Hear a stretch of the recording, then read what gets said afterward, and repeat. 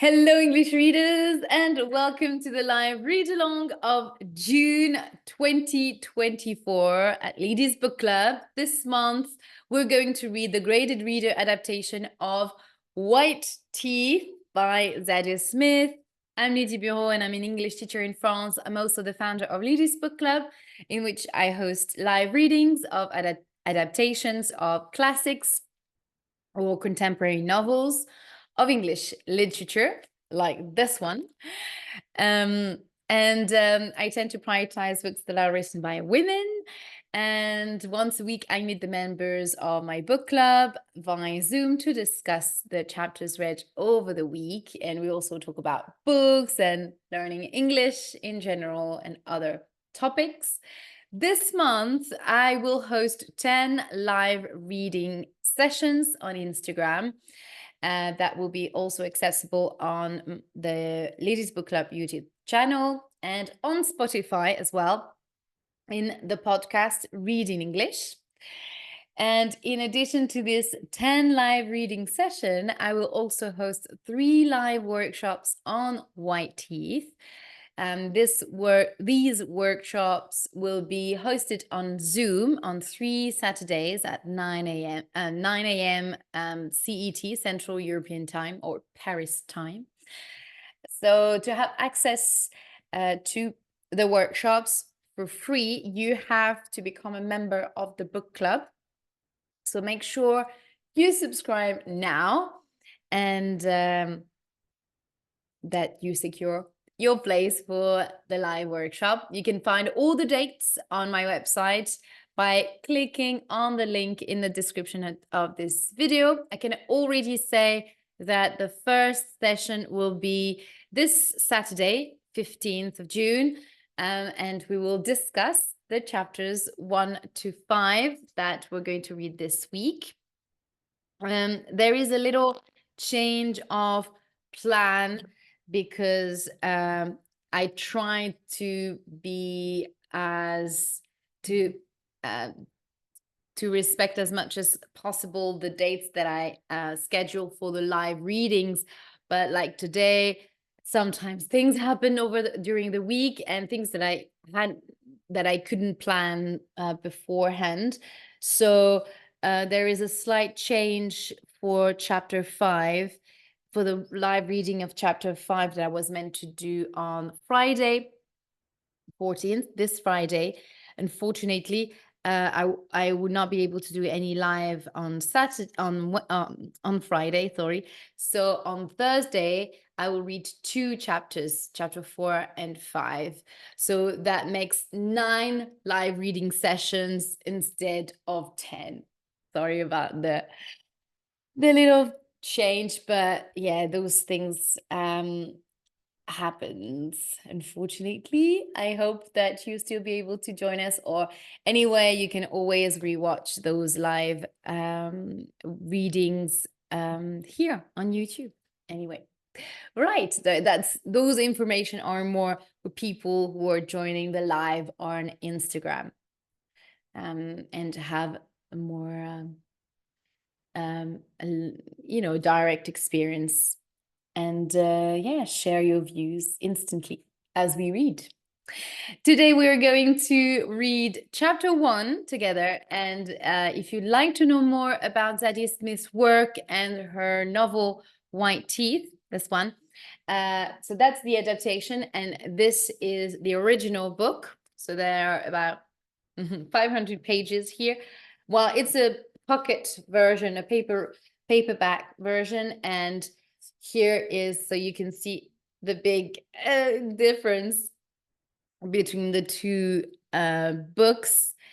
So if you would like to know more about Zadie Smith and her work, I invite you to listen to the podcast episode 21, an introduction to Zadie Smith and White Teeth, that is available on YouTube and Spotify for free.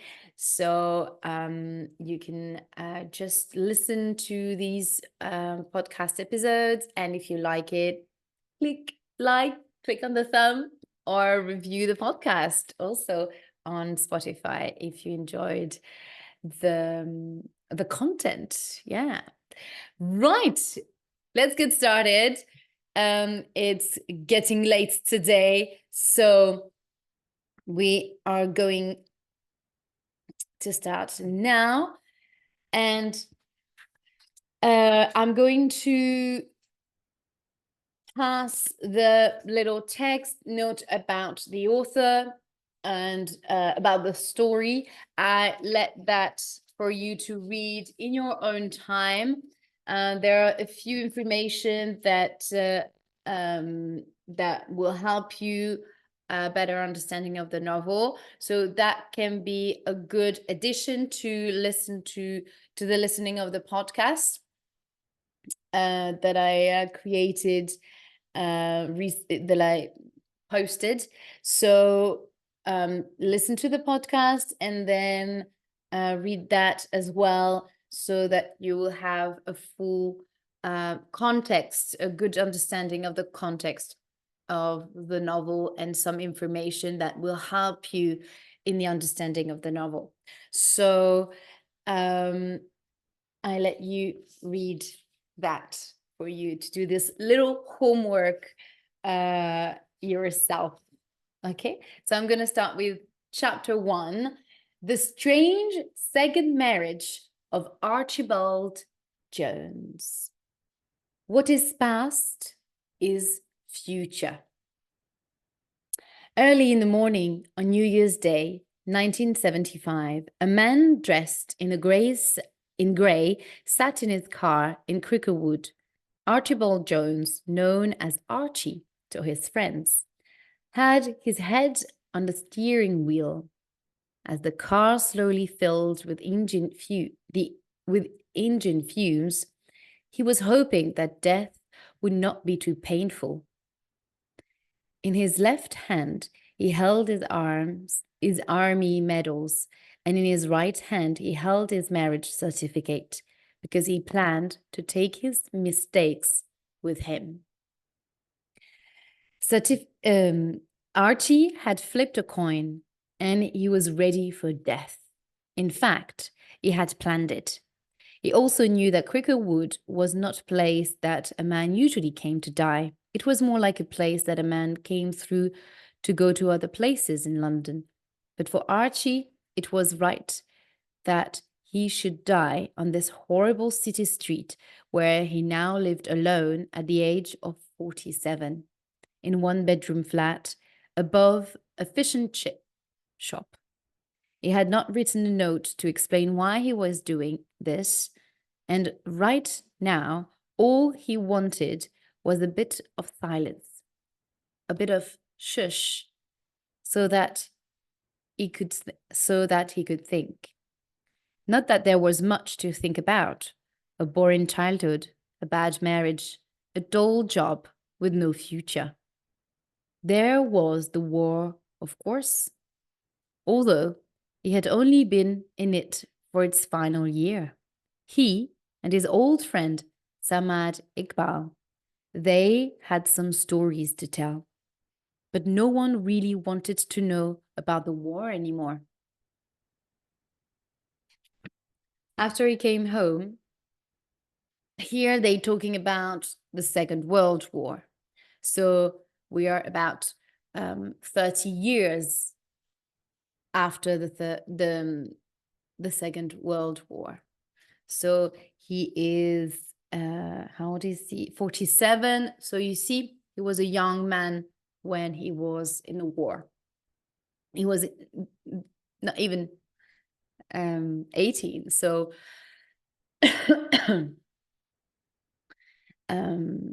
so that's a very, it can be a very traumatic experience for a young man that age, or any man, but especially when you're that young. After he came home, Archie had tried to get a job as a journalist, as a war journalist on a newspaper. He had told the editor all about his time in the army with Samad, but the man did not seem very interested and did not have any work to offer. After that, Archie realized that he had a good eye for how a thing should look, its shape, And that's how he had ended up working at Morgan Hero printers for more than 20 years, designing the way that things were folded. He designed lots of things: paper, envelopes, leaflets. It was not much of an achievement, but things do need to be folded, or the wind will pick them up and take them to get lost somewhere down the street. A bit like life, really.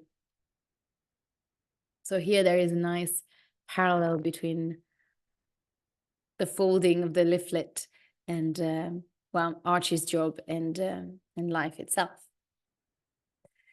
The Hussein Ishmael Butchers was owned by Mo Hussein Ishmael, a huge man with black hair that rose at the back like a duck's bottom. Like a duck's bottom. So imagine a duck and the behind the duck. So a large bottom, in a way. He began this morning, like every morning, by attacking pigeons with a large knife. Get out of it! Piss off, you shit makers! There's a lot of swearing words. He shouted, swinging the knife in the air. So you have the words piss off, that is go away, but very, very rude way. And then shit makers, you've got shit here that is in bold and piss off as well. And that means shit makers, as you can understand. Pigeons poo everywhere, so they're shit makers.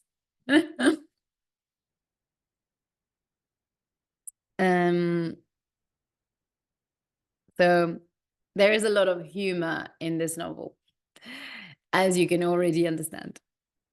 He shouted, swinging the knife in the air. He knew from experience that 6 pigeons were the most you could kill in one swing. Then Mo put down the knife and looked out over Cricker Wood in the early morning light.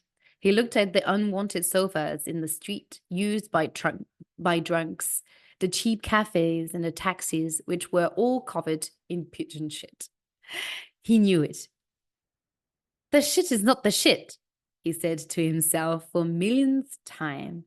The pigeon is the shit. And then he saw Archie's car with the long Hoover tube reaching from the car's exhaust pipe through a small space left at the top of the driver's window. What the hell is that car doing there? Mo shouted. I've got 15 dead animals coming at 6:30. Then he walked towards the car and knocked hard on the driver's window. It came down slowly, and a pale face looked at him. I am killing myself, the man said. Leave me alone. No one kills himself outside my shop, Mo replied. We're Muslim butchers. If you're going to die around here, we need to bleed you properly first. Archie lifted his head from the steering wheel and looked through the fumes at the huge brown man in front of him. And suddenly, he experienced a very important moment. He realized that the first time since his birth, life had said yes to Archie Jones. Not just an okay, or you might as well carry on now you've started, but definitely a loud yes. Life wanted Archie. It might not be one of her better creations, but she still wanted him. And Archie, much to his surprise, wanted life. He hurried, pulled down both windows and breathed the clean air deeply, his hand holding Mo's arm as he thanked him again and again. All right, said the butcher, pulling himself away. Move on now. This is Cricket Wood. You want Lonely Street, my friend. Archie had tried to kill himself because his wife, Ophelia, an Italian woman with beautiful eyes, had just divorced him. But he had not done it because he loved her. No, it was because he had lived with her for so long and not loved her. Archie's marriage had been like buying a pair of shoes that he had taken home and found it did not fit. They looked okay, so he continued to wear them, even though they were uncomfortable. Then suddenly, after 30 years, the shoes had picked themselves up and walked out of the house.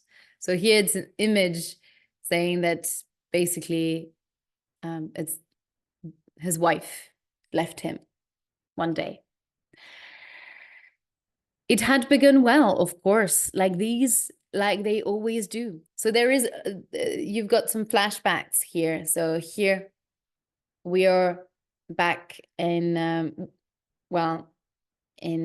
1946 when he met his wife, or when he was, still married. In the spring of 1946, he had walked out of the war and into a coffee house in Florence. She was a waitress dressed in yellow and looked like the sun as she served him a fresh coffee. She did not know that deep inside, Archie did not like women much. He did not trust them, and he could only love them if he thought they were angels.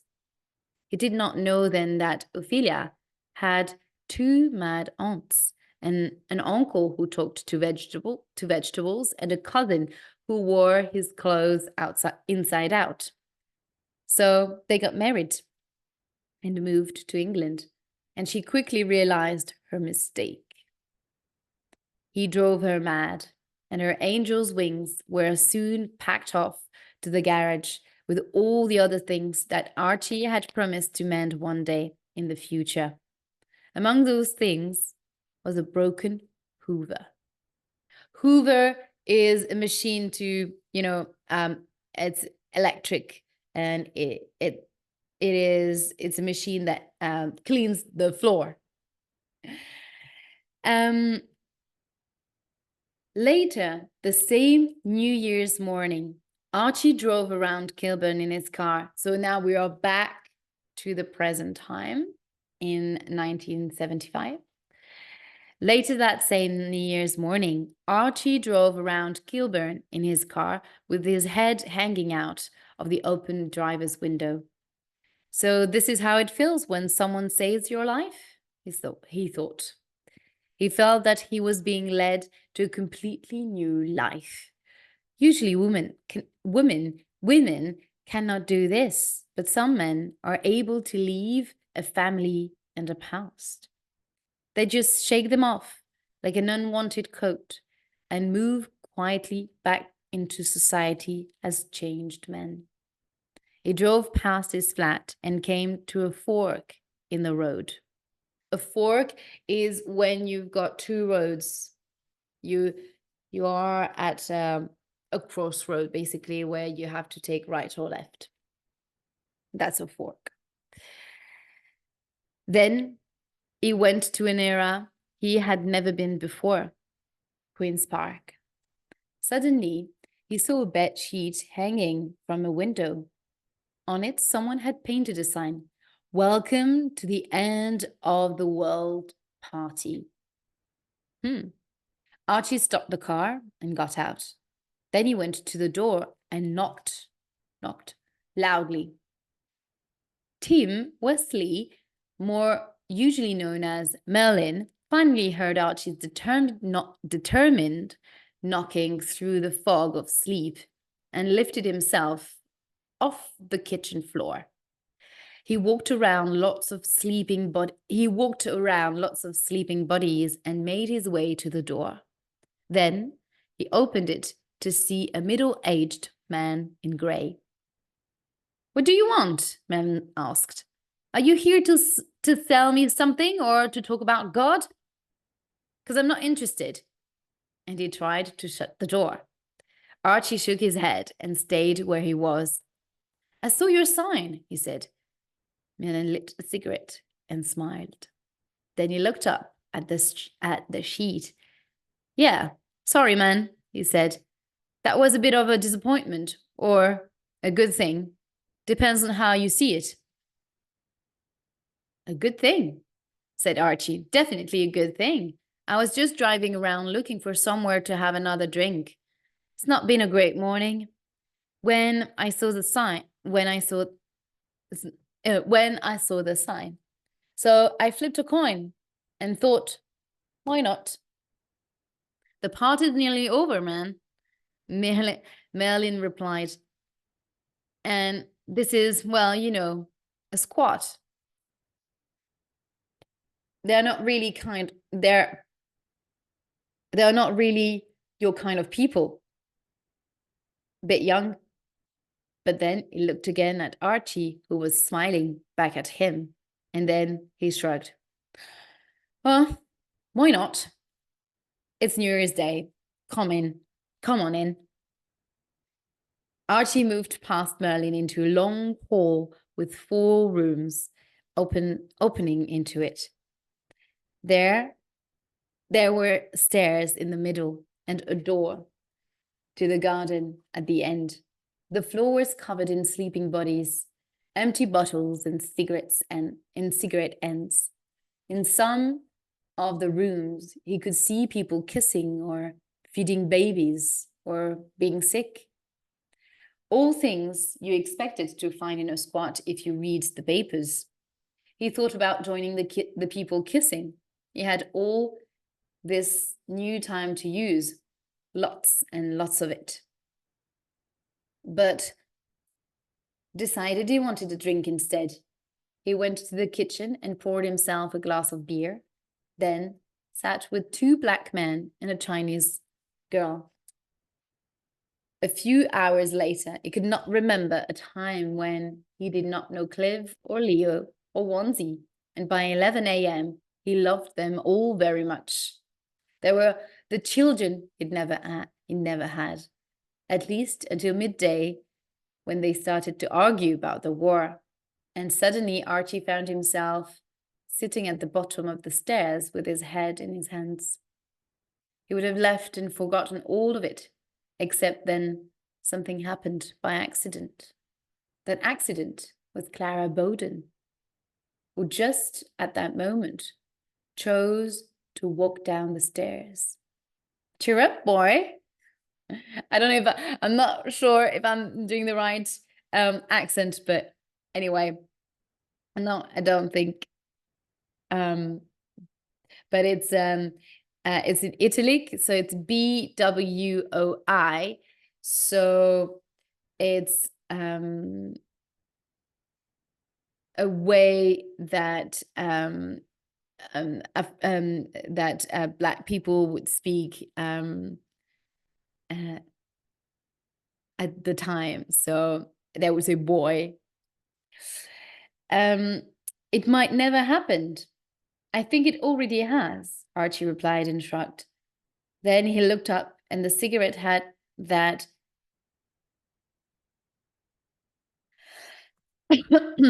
sorry. Then he looked up and the cigarette that he had just lit fell out of his mouth. Clara Bowden was beautiful. She was tall and black, with thick black hair that was tied back. She wore a red t-shirt over her slim body and tight yellow jeans. Clara stood on the cigarette and gave him a huge smile that showed the only thing about her that was not perfect. She was missing all her front teeth. Archie Jones, he said, offering her a cigarette. 6 weeks later, they were married. Well, that's the end of chapter 1. So there are a lot of information here. In the workshop, I will talk a little bit more about Zadie Smith and the novel to just make sure that you have the context and everything. I will recap a little bit, and we will discuss as well this first chapter. As you can see, there are a lot of there is a lot happening. So you have this man, Archie Jones, who wants to commit suicide and got saved by this butcher and Muslim butcher, and then ends up in this party and this squat, and meets this beautiful Black woman, Clara Bowden, and they clicked, or something happened between the two, because then we learned that they get married. So yeah, it would be interesting to see what happens next with these two. So I hope you enjoyed the live reading. So